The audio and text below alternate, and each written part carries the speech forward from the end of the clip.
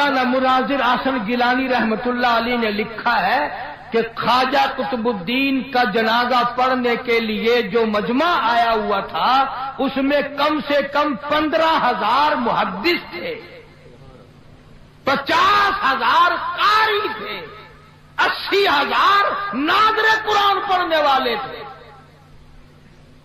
Rail, motor, کار، ہوائی جہاز کچھ نہیں تھا، اتنی دنیا جنازہ پڑھنے آئی تھی۔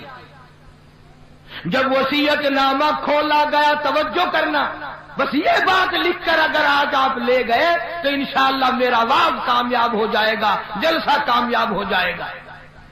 وصیت نامہ کھولا، اس میں لکھا ہوا تھا میری نماز جنازہ وہ آدمی پڑھائے، میری نماز جنازہ وہ آدمی پڑھائے جس میں 3 شرطیں پائی جائیں۔ میری نماز جنازہ وہ آدمی پڑھائے جس میں 3 شرطیں پائی جائیں۔ پہلی شرط یہ ہے ساری زندگی میں، ساری جوانی میں آج تک ایک دن بھی اس کی جماعت کی نماز تو کیا تکبیر اولا بھی فوت نہ ہوئی ہو۔ ایسا آدمی میرا جنازہ پڑھائے جس نے جب سے ہوش و حواس سنبھالا ساری زندگی میں اس کی نماز نہیں، جماعت نہ گئی۔ پہلی شرط تو یہ، اور دوسری شرط یہ ہے میری نماز جنازہ وہ آدمی پڑھائے جس کی ساری زندگی میں کبھی تہجد کی نماز قضا نہ ہوئی ہو۔ تیسری شرط یہ ہے میری نماز جنازہ وہ آدمی پڑھائے جس کی ساری عمر میں، ساری زندگی میں، بیماری میں، سفر میں، تندرستی میں، کاروبار میں، کسی حال میں بھی اس کی نگاہ غیر عورت پہ کبھی نہ پڑی ہو، غیر محرم عورت پہ اس کی کبھی نہ نظر پڑی۔ اب یہ تینوں شرطیں بڑی سخت، وصیت نامہ پڑھ کر سنا دیا گیا، کوئی آگے آنے کو تیار نہ ہوا، نہ محدثین میں سے، نہ مفتیوں میں سے، نہ قاریوں میں سے، نہ عالموں میں سے، نہ حافظوں میں سے، کوئی آگے آنے کو تیار نہیں۔ کیوں؟ سب کو یاد تھا بھی جماعت بھی کبھی نہ کبھی نکل جاتی ہے، تہجد بھی رہ جاتی ہے، اور دوستو سچائی کا زمانہ تھا، اس لیے کوئی آگے نہ آیا۔ اگر آج کوئی یہ وصیت نامہ لکھ کر رکھے گا انشاءاللہ بغیر جنازے کے تشریف لے جانا پڑے گا۔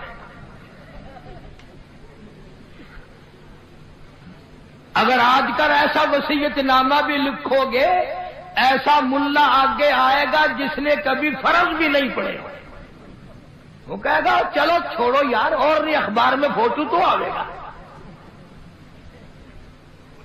تینوں شرطیں بڑی سخت، خواجہ قطب الدین بختیار کاکی رحمت اللہ علیہ کی لکھی ہوئی شرطیں۔ صبح سے لے کر شام ہو گئی، عصر کا وقت آ گیا، جنازہ رکھا ہوا ہے، خلقت خدا کی آئی ہوئی ہے، نہ کسی میں یہ شرطیں پائی جائیں، نہ کوئی جنازہ پڑھائے۔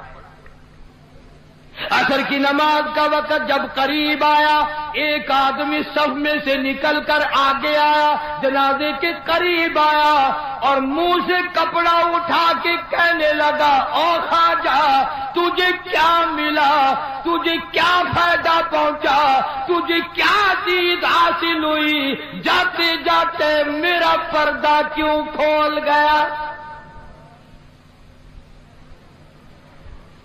آج تک میرے رب کے سوا، تیرے سوا کوئی نہیں جانتا میں کیسا ہوں، آج تو نے میرا راز کھول دیا، میں سمجھتا ہوں کس کو لکھ کے گئے ہو، کس سے جنازہ پڑھوانا چاہتے ہو، مجھے پتا چل گیا تھا پر میں اپنے آپ کو چھپانا چاہتا تھا۔ او خواجہ مجھے دنیا میں کیوں ذلیل کر دیا؟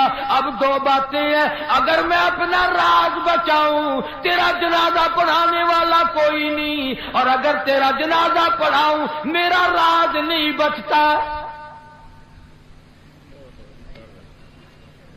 کون ہے آج میرا پردہ بچائے؟ تو نے تو اپنا فائدہ کر لیا، میرا نام لکھ کر چلا گیا، شرطیں میرے بارے میں لکھی ہے، آج کے بعد دنیا مجھے کیا کہے گی؟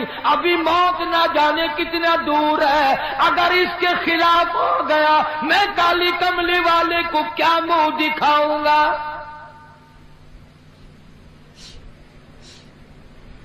صفے بنوائی، جنازہ پڑھا دیا۔ میں تاریخ کی طرف سے ذمہ داری سے کہتا ہوں، کسی نے اعتراض نہیں کیا کہ تیرے اندر یہ شرطیں نہیں پائی جاتی۔